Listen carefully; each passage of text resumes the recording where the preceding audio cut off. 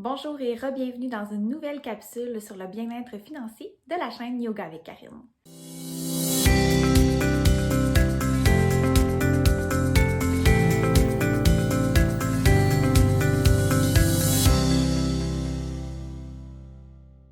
Alors aujourd'hui, j'ai envie de discuter avec toi des leçons financières que m'ont apporté 2020 et le début de 2021. En fait, on parle de la période de pandémie.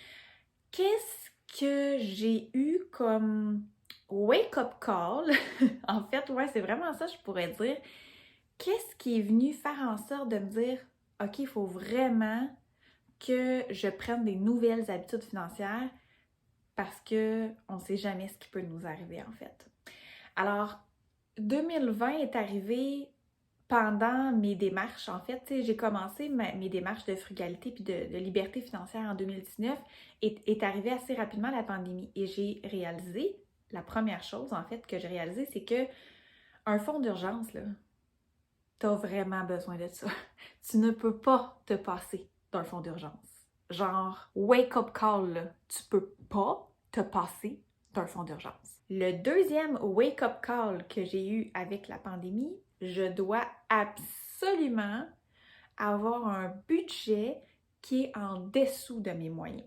Je dois vivre en dessous de mes moyens pour être préparée à toute éventualité. Ce que je veux dire par vivre au-dessous de nos moyens, c'est de vivre avec un très petit montant mensuel.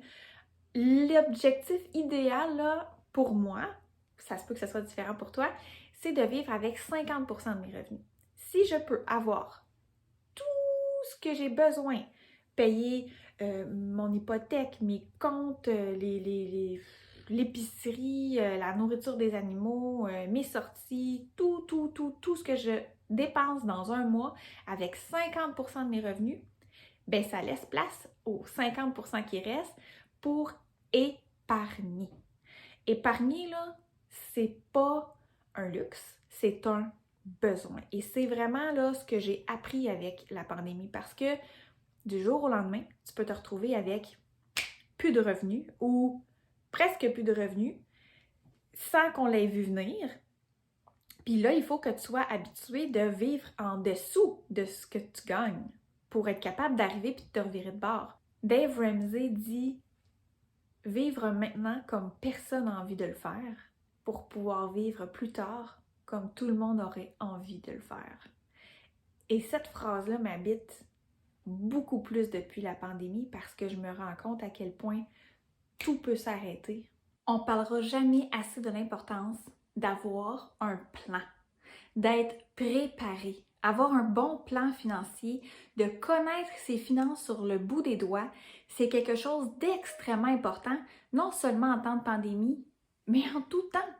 Parce que si tu n'es pas au courant exactement de l'argent qu'il y a dans ton compte de banque, l'argent qu'il y a de disponible, parce que si j'ai 200 $ dans mon compte de banque, mais que j'ai un paiement de 182 $ qui est attendu pour dans 2 jours, c'est pas vrai que j'ai 200 $ dans mon compte, tu comprends?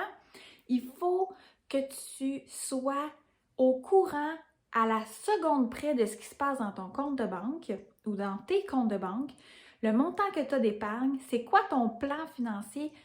À chaque mois, tu dois t'asseoir et revoir ton plan, revisiter toutes les transactions que tu as eues dans le mois. Et combien j'ai réellement dépensé? Est-ce que j'ai dépensé plus ou moins ou le même montant que j'avais budgété pour cette catégorie-là de dépenses?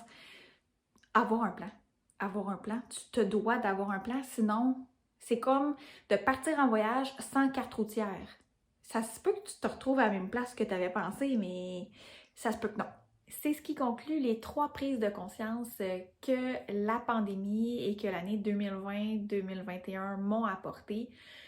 J'aimerais savoir, toi, en commentaire, c'est quoi ton objectif financier pour 2021? Alors, on est encore là, dans notre première moitié de 2021, puis je trouve que c'est important de se rappeler que nos objectifs peuvent changer à tout moment et c'est important d'avoir des objectifs pour avoir une vision de où est-ce qu'on s'en va.